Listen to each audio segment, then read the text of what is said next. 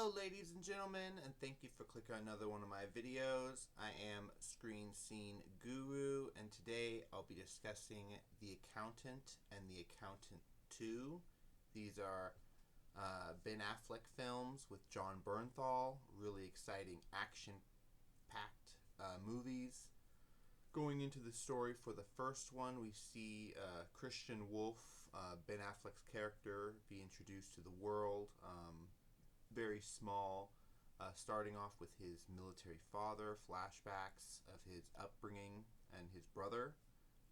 We see that he's a financial accountant that is also part of the savant individuals community, and we see that he works with a whole host of individuals working in the criminal underworld as an assassin as well. So very interesting stuff here. This first one, we've got, like I said, Ben Affleck, Jon Bernthal, as well as jksimmons in there, Anna Kendrick, and John Lithgow as the villain. So a stacked cast for the first accountant. A lot of the story is he's working for a company where they have payment discrepancies. He's brought in to fix the books. And then he has to protect the character Anna Kendrick's character, from being assassinated by this company she worked for. Very interesting story. I liked jksimmons' character. He is a tax agent for the government, so that's very interesting to see. A lot of upscale violence in this film, guys, so that's cool to check out. This was from 2016. They recently came out with a sequel to this, The Accountant 2, which dropped in April. You guys can check this out on Prime Video. Highly recommend it. It is an awesome follow-up to the first Accountant. This one, we see it has been 8 years since the events of the first movie. Christian Wolff is, moving with his Airstream, doing, going out on dates and living his life, until eventually he is contacted by Cynthia Robinson, who was a character from the first film. She contacts him about Ray King being dead, jksimmons' character from the first film. Unfortunately, he's killed in what seems to be just a random bar shooting. Then we go on to find out more about The Accountant 2. I got a page pulled up right here for that. Going into that, we've got Ben Affleck, Jon Bernthal, and Danielle Pindia as the female lead. I thought she was a really good performance in this. She was a widow character, if you will. She was a character that was coming up through Mexico and trafficked. Unfortunately, her children were taken from her. She got into a car accident to where she didn't remember all of her past, but she did remember the people that abused her, and she was going after them, taking them out in a list. So I thought that was very fascinating to see. At the end of the film, they ended up going after these kids and trying to save a bus full of migrant children. So I thought that was very interesting for them to go and show off all that, that these kids are at a very high risk situation. And they do go into the fact that these kids are, savant syndrome kids, and he has a whole school that he's running kind of for them, a whole institute, which was very interesting to see. I believe this second one was directed by the same director, Gavin O'Connor, which he's pretty good. He directed Warrior, The Way Back, Ben Affleck, other things like The First Accountant, Accountant 2, Miracle, 2004. So Gavin O'Connor, he's a pretty good director, solid. But I very much enjoyed both The Accountant and The Accountant 2. Let me know what your thoughts are down below. Be sure to like the video.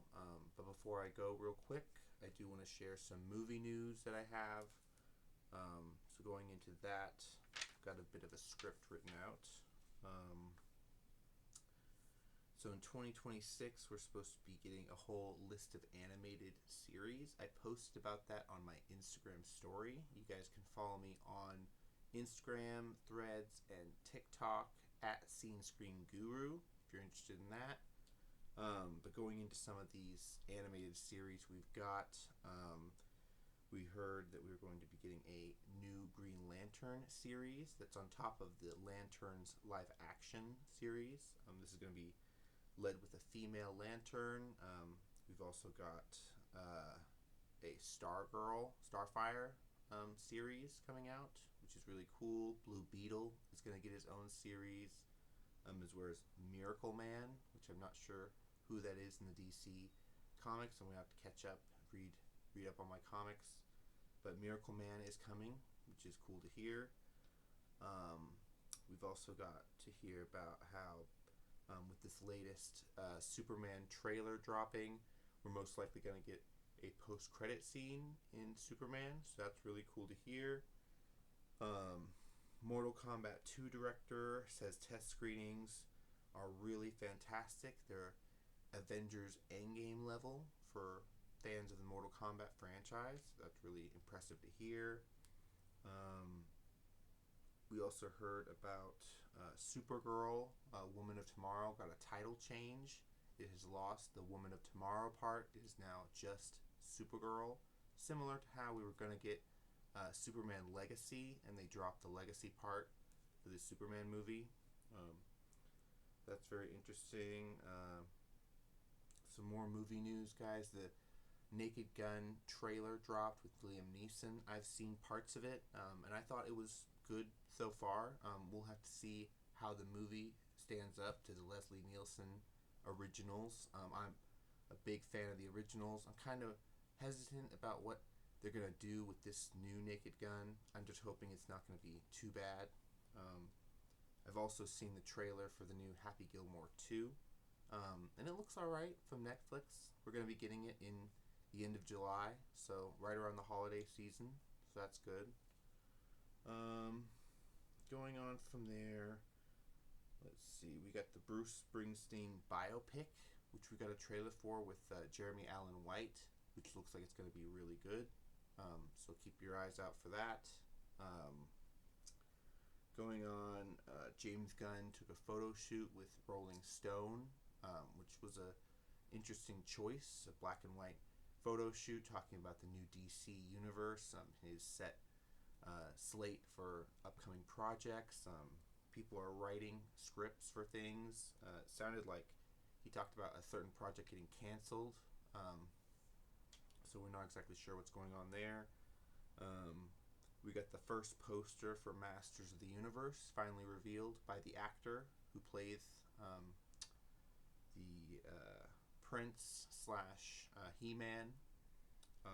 Despite Jared Leto is currently fighting in the courts his sexual abuse scandal, so that's very interesting to hear. I wonder how that's going to affect the box office for Masters of the Universe next year, and even this year in October, Tron Ares. Will that affect the box office?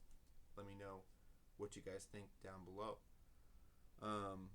Going on to other topics, there's been a lot of online vitriol about whether or not Robert Pattinson should stay on as our Batman in the DCU for James Gunn, or they should just replace him. I think they should go ahead and try to make the second movie. I don't know if they're going to connect it or make it Elseworlds, but at least try. That would be good. Going on, we've seen that Nintendo is claiming that the new Nintendo Switch 2 is the most sold console in the span of 2 weeks. This is the biggest sale of a single console in history, in a 3-day sale. This outsales all of the Xbox consoles, all of PlayStation, even 5. This outsells the PlayStation 5. Its 3-day sale with 3.4 units sold in under 4 days. So that's really outstanding. It seems like a lot of them were shipped to the U.S. ahead of time. That's why they had no issue getting them in store. Best Buy has them, GameStop, pretty much any electronic store you can get them right now, where it was pretty infamous that when the PlayStation 5 came out, there were no consoles you could get for at least 6 months. So I thought that was an outstanding move from Nintendo. I'm hearing really good things about it. But on the other side, from people that have had a Nintendo Switch 1, I'm hearing really bad things about it. So let me know what you guys think about Nintendo Switch 2. Is it great? Is it terrible? Let me know. So going on from there, we've got James Gunn addresses his characters in the DC Comics and the future shows and TV series. Part of that animated series we're going to be getting continuations of is Creature Commandos Season 2. And he has said thus far, any characters that have died in his projects are going to remain dead. They are not going to come back. So that's a very interesting story there. We also got Tom Rhys Harries as Clayface, which I have never heard of him before. It's a new name, new face for Clayface. So that's very interesting to see. Ryan Reynolds is supposed to star in a dragonslair movie for Netflix, trying to recoup some of his bad PR from Blake Lively's court drama. But interesting to see. Daniel Day-Lewis is set to come out of retirement to play in Robert Eggers' The Witch prequel film. So they're making a prequel to The Witch, which is really good. Blade news, reportedly. Blade is back in development at Marvel Studios and is set to be released in 2028, if those reports are to be believed. So take all that scoop with a grain of salt, guys. That's just what I've been hearing recently. There are constantly new stories developing all the time. So before I leave, I do want to go into some movie news real quick. I have been out and got some physical media recently. I do want to show off. I have picked out Wicked. This is the sing-along version, Blu-ray. It does come with 60 minutes of bonus features and deleted scenes. Really excited to get into that, guys, because I really liked the theatrical Broadway, performance of this part 1. Excited about part 2 coming out. I heard right after they dropped the trailer for part 2, a lot of people went out and bought the first one.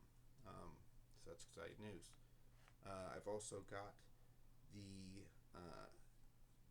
Tim Burton Marsattacks with the retro. Well, I guess this is a new art style, but it also comes with the original poster art. And this has a ton of people in it, guys. Got Pierce Brosnan, Danny DeVito.